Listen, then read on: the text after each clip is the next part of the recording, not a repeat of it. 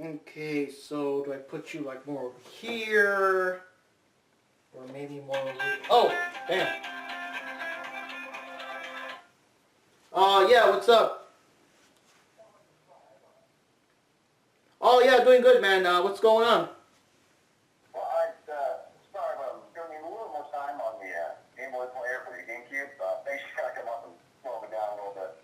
Found some additional stuff I forgot the first time I ran through my video.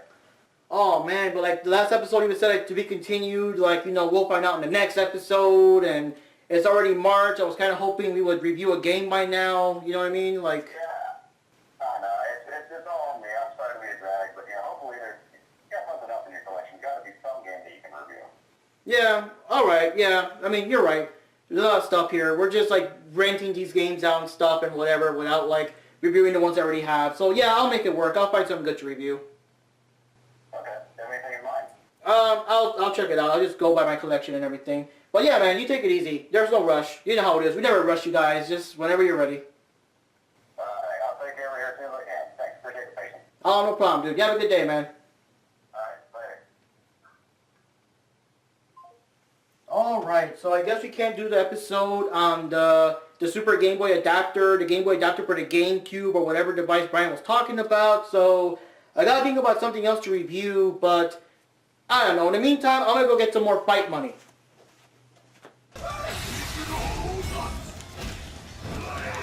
Grab him, grab him, grab him! There you go, get that fight money! Awesome! That's what I'm talking about. I'll unlock the god, yeah. There you go. League Up 2. That's super awesome.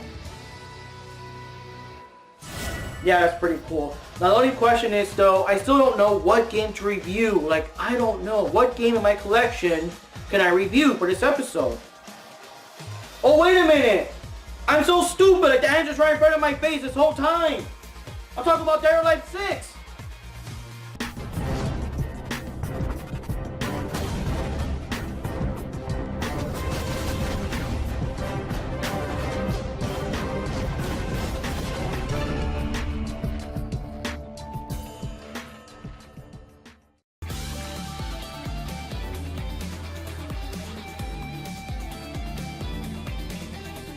Hey, this is Mark Rodriguez and you're watching another awesome episode of Video Game Masters. Today we're going to talk about Dead or Alive 6 to give Brian some more time to get back to us with the episode about the Game Boy to GameCube adapter. But for now, we're going to talk about Dead or Alive 6, and yes, finally I will talk about Dead or Alive 6. Because when it came to Dead or Alive 4, Johnny and Sweet Pea talked about that one while I was busy. I was absent for the time being. And then when it came to Dead or Alive 5, Johnny, Pete, and who is that? Well, wherever that guy is. So those three reviewed Dead or Alive 5, again in my absence, but this time, no excuses. This time, I will be covering Dead or Alive 6 myself. And yeah, I know the game has a lot of mixed reactions, kind of a love-hate relationship with the fans and everything, but what did I think of the game? Let's take a look. I'll lay you down on the mat, gently. So sorry, but this fight is mine.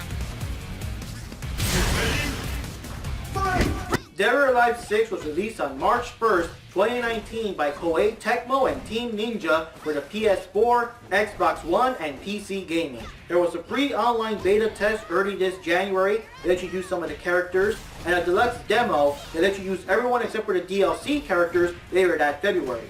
The game continues with the same fast-paced martial arts action and fan service the series is well known for, despite Team Ninja claiming they're going to tone down the latter. Almost everybody comes back from the previous game, except of course for the Virtual Fighter guest stars and other people from other video games. You also get the DLC characters from before, Marie Rose, Honoka, Neo Tengu, Phase 4, and Raidou, except that Phase 4 and Neo Tengu are still DLC in this game. You also get two brand new characters. Diego's a hard-hitting street fighter who was invited to the tournament by Zack due to his impressive skill. Nico is a scientist working for the sinister Mist organization, and she has electric attacks. Like previous games, the stages got all kinds of weird hazards like explosions and these long drops that would normally kill you in real life. And some of the stages actually have lower levels that are revealed when you either fall down to them or crash to the floor, which is kind of cool. and there's also a stage based on previous stages from all the Dead or Alive games, even the very first game with explosive danger zones. The game continues with the classic gameplay, one button for punches, one button for kicks, one button to block, and one button for a reversal to use an opponent's attack against them. You also have this slightly cheesy sidestep attack to use to dodge and counter. The game now adds the Fatal Rush, which is a series of attacks that can be linked to a combo. You can end the sequence with a break blow, which shows a close-up of the opponent getting socked in the face or in the chest, and it also turns up some of their clothes. It can also knock off your headgear. Hey, that was a 500 player point pair of sunglasses, asshole! You can also use a Fatal Reversal that lets you slip behind your opponent, leaving them open for another attack.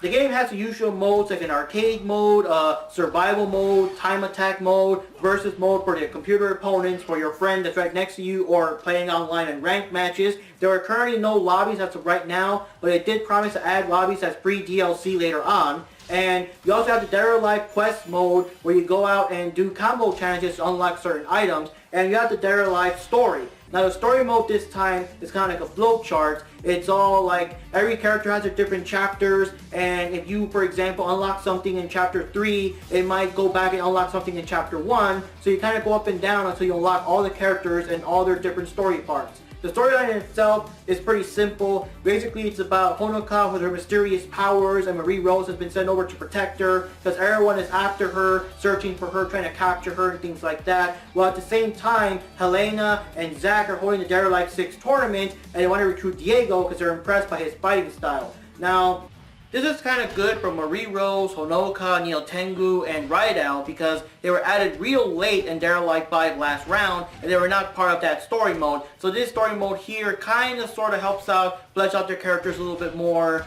or less. Doing all sorts of different things like beating the arcade mode, or completing the Dead or Alive challenge quest, or beating people on ranked online matches get you player points, which is kind of like in-game currency. You can use the player points to unlock different character outfits, different hairstyles, different glasses, different comments and quotes, and things like that. Now when the game first came out, this was completely random. If you want to match with, say, Tina, you would get like a random outfit piece for Diego, and some of these characters have like 1,000 or 2,000 piece costumes, and you kind of unlock them unless you get all the pieces. So people are not happy with how random it was and how few the points were in the beginning. Later on, after an update, they actually make the points multiplied by 100, so yeah, it was a little easier to rack up the points, but it was still random. Now for another update, they actually fixed it, so now the characters can actually unlock the costumes of the character you're actually using, so now you have more control, and after playing a couple of ranked matches every night or so, you can easily unlock all the costumes for your character, of course, not counting the DLC costumes. Alright, so here's the part I really care about. The online play, ranked matches. Bring it on, because Mark Rodriguez is going to show you how it's done. Fuck! Block! Do something. Oh, fuck. Careful, careful. Fuck! The damn rock busted my back. Right into core values, god damn it. Alright, so maybe it's not the best example of gameplay, but I still got a high rank because you know me, as a video game master, I'm going to have the highest rank on there, and while the rank doesn't really matter, it's more a matter of skill. Let's get back to the review. Fuck! I was trying to throw her.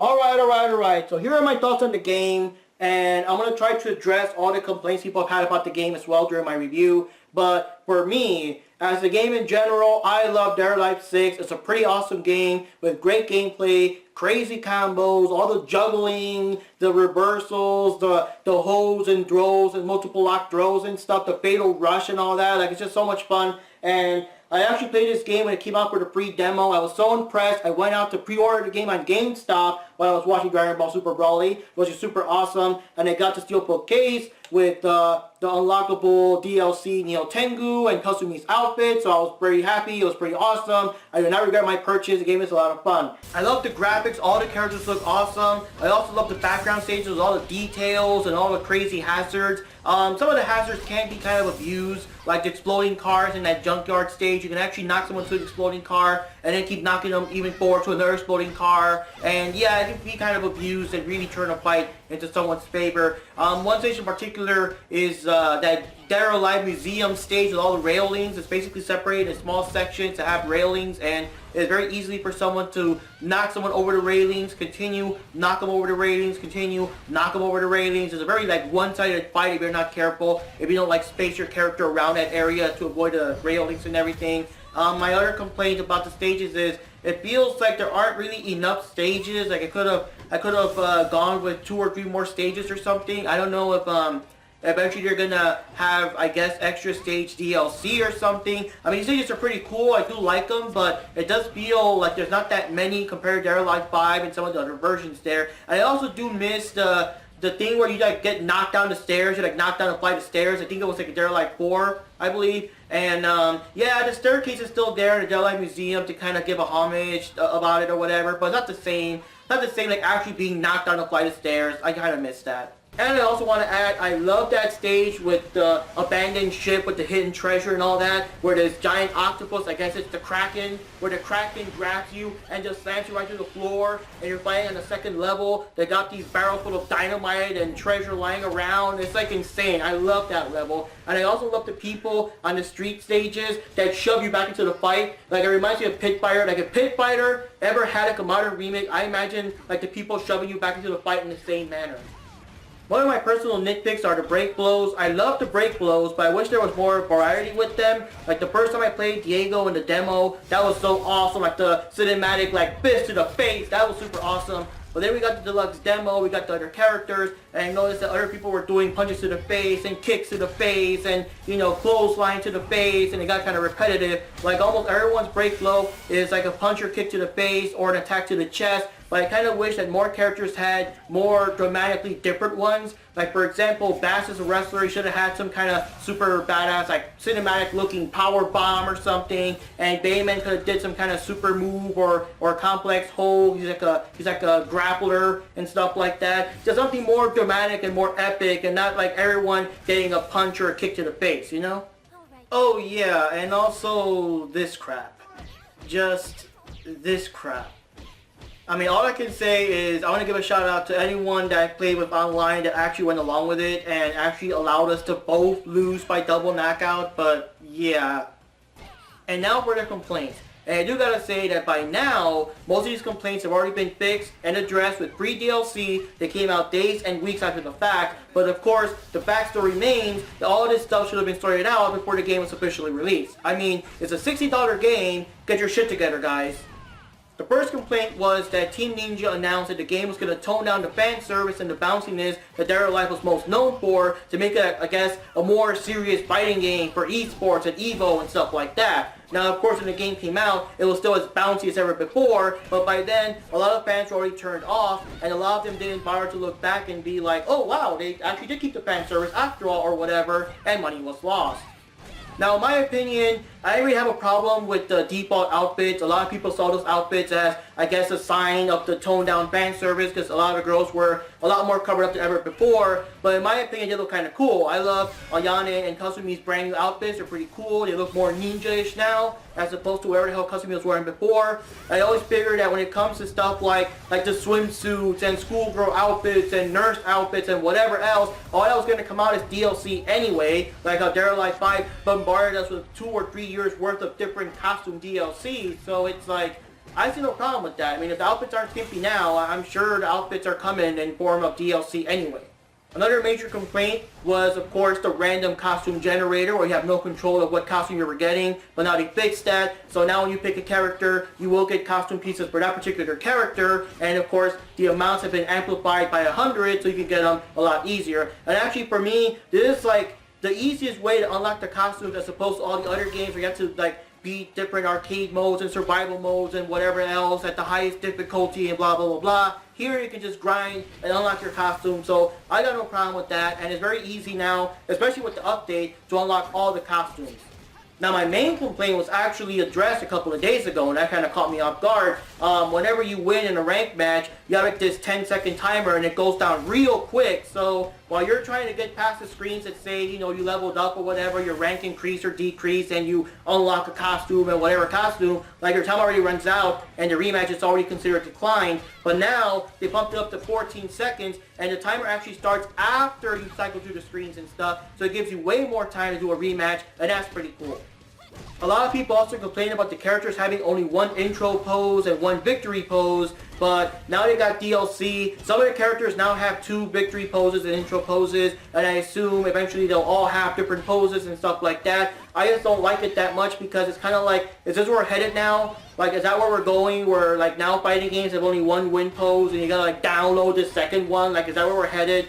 Another major complaint, of course, is the lack of lobbies. It's the one that everyone is mostly angry about. But they are going to release the lobbies later this month, so that will be fixed and that will become a non-issue. Of course, there's also the lack of tag team mode, and that has not been addressed at all. Like, they've talked about the win poses, the costume generator, and the lobbies, but they have not mentioned the tag team mode at all, so we hope that it eventually does come out. But again, it also falls under the category of the games that have already had lobbies and win poses and tag team mode from the start. And then we have the Seasons Pass that almost costs $100. It's like $92, but it'll probably be like $94, $95 with the taxes or whatever, but it's like almost $100 for like wedding costumes and Mai Shiranui and her mysterious King of Fighters partner and all that stuff. But the price is insane, and that's what got everyone like extremely angry and upset and everything. In my opinion, it's like I don't have to buy it. I don't really care. I know it's expensive, but like, you don't have a gun to your head. You don't have to buy it. You don't have to own every costume out there.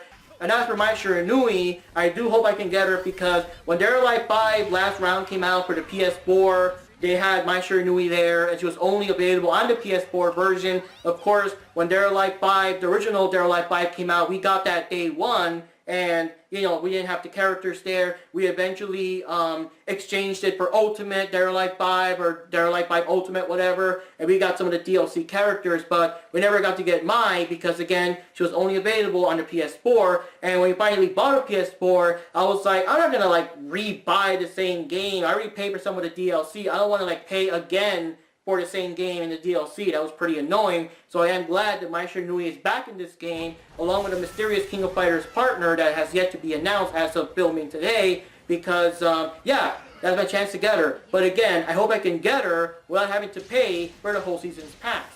So anyways, guys, that's Dead or Alive 6. It's a super awesome game. I do enjoy it. Like I said, most of the complaints have been fixed by upcoming DLC. It's a matter of stuff that should have been in the game already, but that's how they make them nowadays. And the Seasons Pass, you don't have to buy it. Other than that, the game is a lot of fun, great graphics, great action, great stages, loving it, playing it every night, and that's all I can say. This is Mark Rodriguez here. This has been another episode of Video Game Masters, and see you next time.